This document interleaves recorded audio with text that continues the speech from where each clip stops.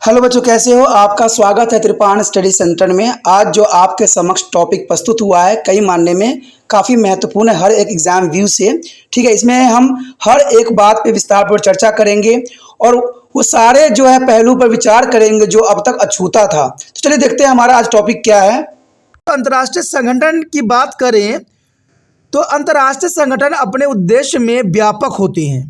यानी देखा जाए तो अंतर्राष्ट्रीय संगठन जो है अपने उद्देश्य में व्यापक का अर्थ होता है कि यह अपने उद्देश्य के लिए सदैव तत्पर रहते हैं और इनका जो है क्षेत्र काफ़ी क्षेत्रों में फैला हुआ है, जो अंतर्राष्ट्रीय स्तर पर विवादों को समाधान और शांति व सुरक्षा स्थापित करने में विभिन्न देशों के मध्य सौहार्दपूर्ण वातावरण का निर्माण करने में महत्वपूर्ण भूमिका निभाती है। आपको मैं बता दूं कि अंतर्राष्ट्रीय संगठन का बनाने का सबसे बड़ा उद्देश्य ये था कि जो प्रथम विश्व युद्ध हुई ऐसे कोई भी युद्ध न हो, इसलिए अंतर्राष्ट्रीय संगठन का गठन किया गया और यह काफ़ी महत्वपूर्ण समय काल था। 1945 में इसकी गठन की गई और इसको सदस्य की संख्या भी 100 से 93 तक था, यानी 193 थी। लेकिन फिर भी ये संगठन जो है आज 2023 के आसपास ये फेल नज़र आ रही है। कारण क्या है कि आज पूरा विश्व जो है थर्ड वर्ल्ड वॉर की तरफ जा रही है।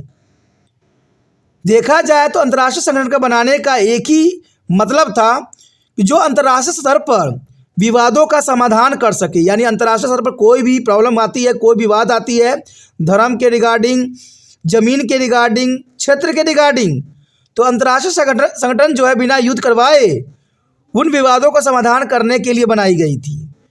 अंतर्राष्ट्रीय संगठन का एक ही कार्य था, शांति सुरक्षा स्थापित करना, और वो विभिन्न देशों के मध्य सौहार्दपूर्ण वातावरण का निर्माण करने में महत्वपूर्ण भूमिका निभाने की बात की गई थी। तो देखा जाए तो अंतर्राष्ट्रीय संगठन जो बनाई गई थी ये बहुत ही महत्वपूर्ण उद्देश्य के लिए बनाया गया था। विवादों को समाधान करना, शांति व सुरक्षा का जो है व्यापक फैलाव करना, तो ये काफ़ी महत्वपूर्ण उद्देश्य थे और काफ़ी ज़रूरी भी थे। और यहाँ पर एक प्रश्न उठता है कि अंतर्राष्ट्रीय संगठन की आवश्यकता क्यों पड़ी, आखिर अंतर्राष्ट्रीय संगठन क्यों बनाया गया। कहते हैं कुछ समस्या ऐसी होती है जिसे निपटाना किसी एक देश के लिए आसान नहीं होता है। ऐसे में अंतर्राष्ट्रीय संगठन मदद करती है। देखिए, कोई ऐसी समस्या उत्पन्न हो जाए जिसको आप स्वयं सुलझाने में सक्षम नहीं रहते हो और एक दूसरे की बातों का कोई देश नहीं मानता है, तो इसीलिए विश्व में एक अंतर्राष्ट्रीय संगठन की स्थापना किया गया जिसका एक उद्देश्य था कि अंतर्राष्ट्रीय जो मुद्दे रहें, अंतर्राष्ट्रीय जो वाद विवाद रहें, उसको अंतर्राष्ट्रीय संगठन में सुलझाया जा सकता है और देश में जो है शांति और सुरक्षा का जो है माहौल बनाया जा सके। अंतर्राष्ट्रीय विवादों का शांतिपूर्ण ढंग से समाधान निकालना अंतर्राष्ट्रीय संगठन का एक सबसे बड़ा उद्देश्य था। लेकिन युद्धों को रोकने में सहायक करना, मैंने आपको पहले ही कहा था कि जब प्रथम विश्व युद्ध खत्म हुआ तब जाके जो है अंतर्राष्ट्रीय संगठन की गठन की गई थी। लेकिन देखा जाए तो इसका इस्टेब्लिशमेंट जो हुई थी सेकेंड वर्ल्ड वॉर के समय हुआ था। कहते हैं जो है एक और भी ऑर्गेनाइजेशन बनाई गई थी प्रथम विश्व युद्ध में, जिसके फेल हो जाने के कारण अंतर्राष्ट्रीय संगठन का जो है गठन की गई। क्योंकि ये अंतर्राष्ट्रीय संगठन का कार्य होता है कि जो युद्ध हो रहे होते हैं उसमें मध्यस्थता का काम करे, युद्ध के कारणों को तलाशे और देशों में समझौता करे और युद्ध से बचा जा सके।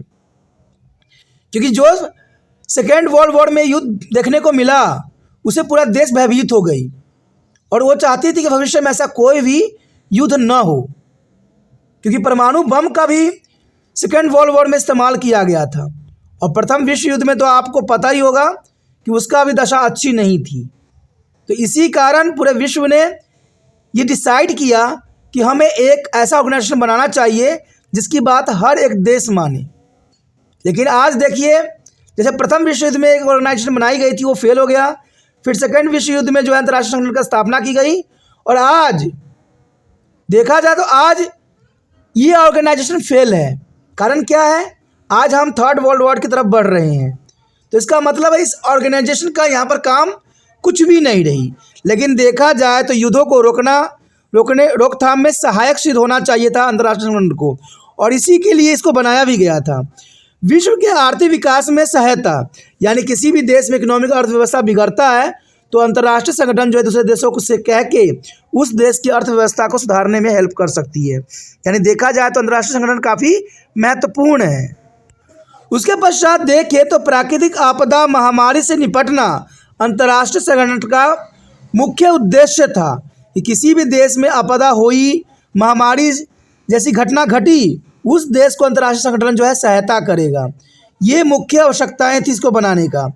अंतर्राष्ट्रीय सहयोग को बढ़ावा देना, देखा जाए तो अंतर्राष्ट्रीय संगठन का सबसे बड़ा आवश्यकता थी। वैश्विक ताप वृद्धि से निपटना, यानी जो ग्लोबल वार्मिंग हो रही है उससे कोई एक देश निपट नहीं सकता है, क्योंकि ग्लोबल वार्मिंग जो है पूरे विश्व के लिए चिंता का विषय है और किसी एक देश के पहल करने से कुछ नहीं होने वाला है। इसलिए देखा जाए तो यहाँ पर अंतर्राष्ट्रीय संगठन का काम काफ़ी महत्वपूर्ण बन जाता है कि वैश्विक ताप वृद्धि जो हो रही है उससे निपटा जाए और इसे जहाँ तक हो संभव हो इसको जो है रोका जाए। और ये तभी रोक सकता है जब हर एक देश इसके प्रति अग्रसर होगा।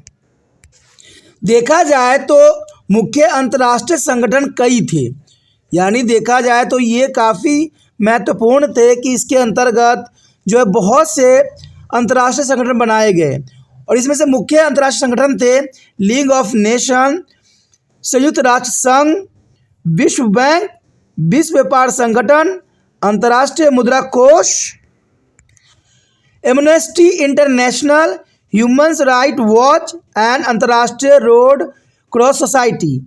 ये सारे के सारे अंतर्राष्ट्रीय संगठन हैं जिनको पूरे विश्व में जो है तालमेल बैठाना, शांति और सुरक्षा का जो है बहाली करना, ये उद्देश्य थी।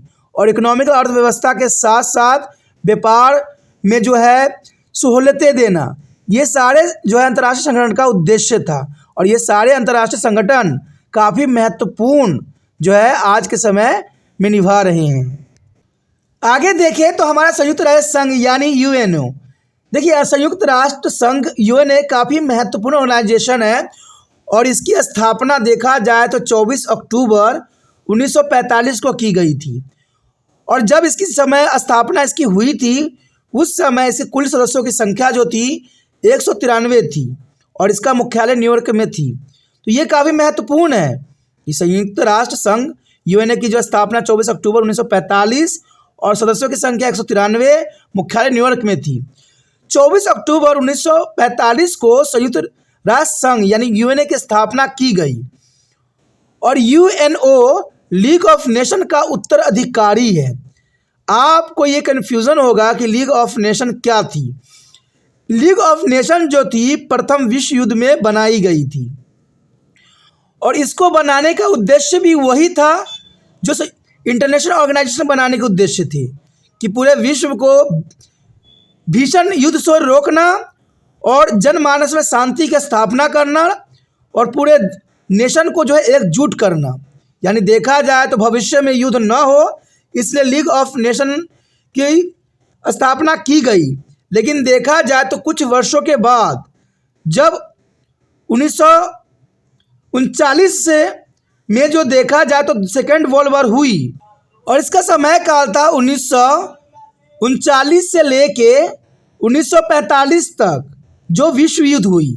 और इस सेकेंड वर्ल्ड वॉर के कारण जो थी वो कुछ समस्याएं थी, लेकिन यहाँ पर लीग ऑफ नेशन फेल हो गई।